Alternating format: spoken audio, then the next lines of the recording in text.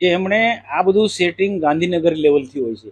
ગાંધીનગરમાં બેઠેલા ગ્રામ વિકાસ વિભાગના જે પણ જવાબદાર લોકો હોય, કમિશનર હોય કે પછી મંત્રી હોય, આ બધા લોકોનું બધાનું સેટિંગ હોય છે. એજન્સીને કામ મળે ત્યાં સુધી સેટિંગ હોય છે. અને ત્યાર પછી જિલ્લા વિકાસ અધિકારી હશે કે પછી ડીઆરડી નિયામક છે કે તાલુકાના અધિકારીઓ આમાં બધા ઇન્વોલ્વ હોય. અને પદાધિકારીઓ પણ જે ચૂંટાયેલા પ્રતિનિધિઓ હોય, એમાં ધારાસભ્ય હોય કે જે પણ હોય, પાર્ટીના ઘણા બધા, દરેક પાર્ટીના લોકોને, બધા લોકોને આણે ફંડ આપ્યું. મને કીધું, મને યાદી બતાવી. એટલે આજે તપાસ, એટલે હું કહું કે તપાસ એવી રીતના થવી જોઈએ કે ઉચ્ચ કક્ષાની કમિટી બનાવે અને આખું એને પણ પૂછવું જોઈએ કે આ કોણ કોણ આમાં ઇન્વોલ્વ છે, કોને કોને એને ફંડ આપ્યું છે. શરૂઆત ગાંધીનગરથી કરે. ગાંધીનગરના દૂધે ધોયેલા નથી. તપાસ તો આપી દેશે. મોટી મોટી વાતો કરે. એ લોકોને બી હપ્તા મળ્યા છે, ટકા એમને પણ બધાને મળ્યા છે. કોઈ બાકી નથી.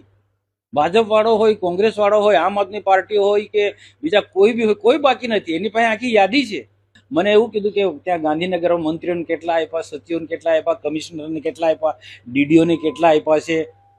ભરૂચનો ડીડીઓ હોય કે પછી ડીઆરડી નિયામક હોય કે નર્મદાના કે પછી એને, અને બીજી એ પણ બાકી ગુજરાતમાં બાકીના બધા જિલ્લાઓમાં, પંચમહાલ દાહોદમાં પણ આ જ રહ્યું છે.